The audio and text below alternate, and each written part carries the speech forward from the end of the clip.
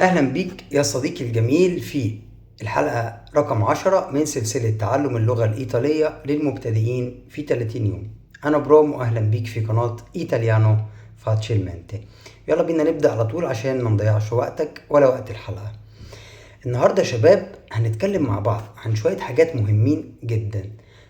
هما أول حاجة الجزء الأول من الحلقة هو إزاي تعرف نفسك باللغة الإيطالية. تاني جزء معانا هو هناخد أداة الاختيار او. تالت حاجة معانا هنتعلم تعبيرين جداد مهمين بنستخدمهم في الحياة اليومية في إيطاليا. يلا بينا نبدأ على طول. في أول جزء معانا هو إزاي تعرف نفسك باللغة الإيطالية ده. يلا بينا نبدأ على طول. أول سؤال معانا في عرف نفسك هو كومي تي كيامي. كومي تي كيامي، اسمك إيه؟ هرد وأقول مي كيامو إبرام. مي كيامو إبرام، أنا اسمي إبرام. تاني سؤال هو كومي ستاي. كومي ستاي، هرد اقول ستو بيني جراتسي. ستو بيني جراتسي. اي تو؟ انا تمام شكرا ليك. وانت؟ تالت سؤال معانا هو دي دوفي سي. دي دوفي سي، انت منين؟ ممكن نرد على سؤال دي دوفي سي بطريقتين. هقول انا سونو دي واحط البلد بتاع البلد اللي انا منها، او هقول سونو واحط الجنسيه بتاعتي. زي مثلا هقول سونو ايجيتسيانو، انا مصري على طول، انا مصري سونو ايجيتسيانو. او هقول سونو دي ليجيتو، انا من مصر. ثالث سؤال هو دوفي ابيتي او دوفي فيفي، ساكن فين او عايش فين. دوفي ابيتي يعني ساكن فين، دوفي فيفي يعني عايش فين. دوفي ابيتي هرد عليه وهقول ابيتو، اسكن ميلانو، في ميلانو. لو انت ساكن في روما، لو انت ساكن في نابولي هتقول فيفو نابولي، فيفو روما، فيفو فيرنزا، على حسب المدينة اللي انت ساكن فيها. لو انت عايش في ميلانو هتقول فيفو ميلانو.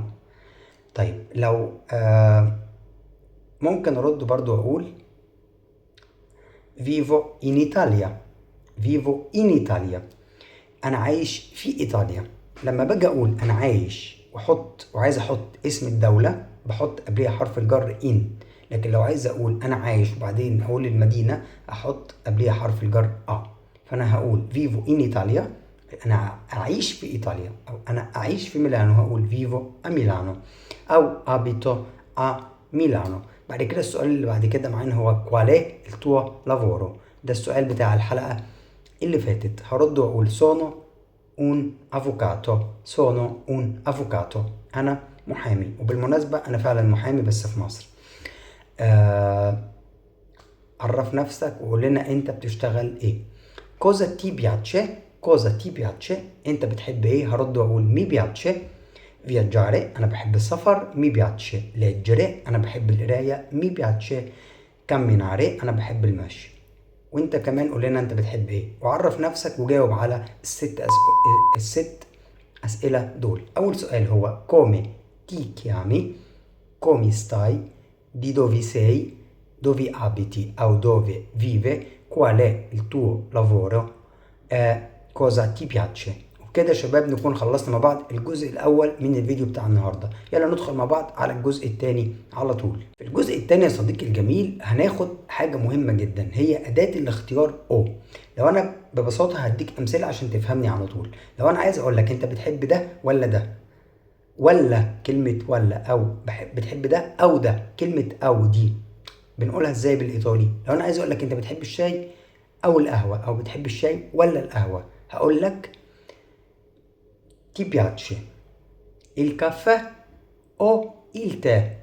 ti piace il caffè o il tè، انت بتحب الشاي القهوه ولا الشاي؟ انت هترد عليا وتقول لي mi piace il tè، انا بحب الشاي مثلا.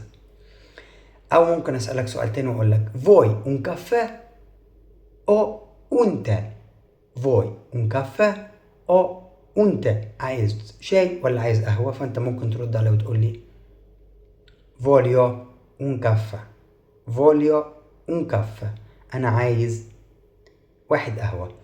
طيب ممكن اسألك سؤال تاني اقول لك preferisci pizza o pasta.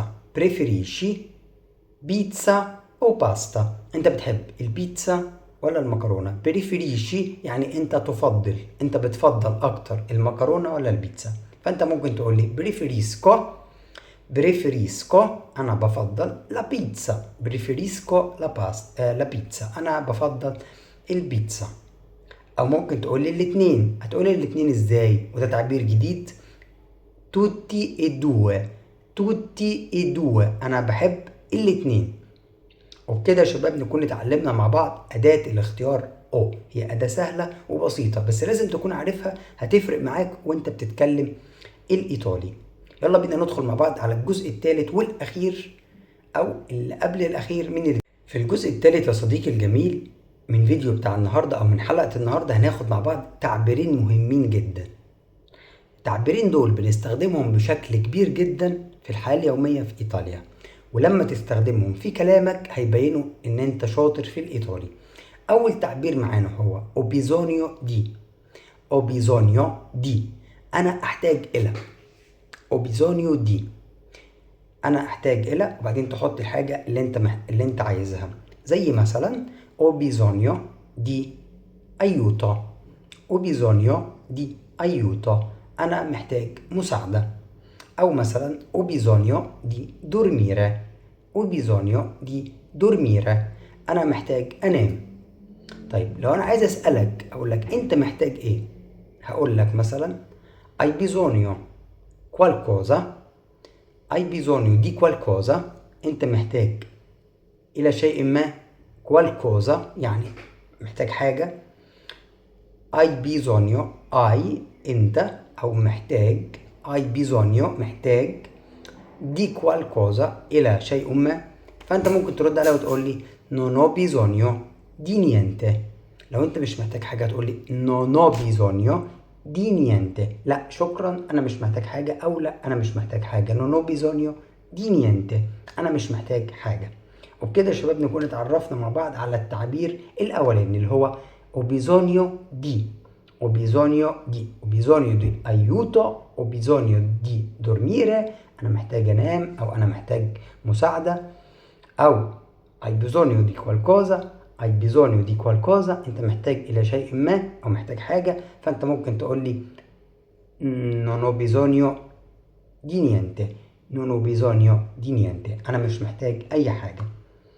تاني تعبير معانا وهو تعبير برضو مهم وهيبين شطارتك في الإيطالي، هو تعبير المومنتو دي.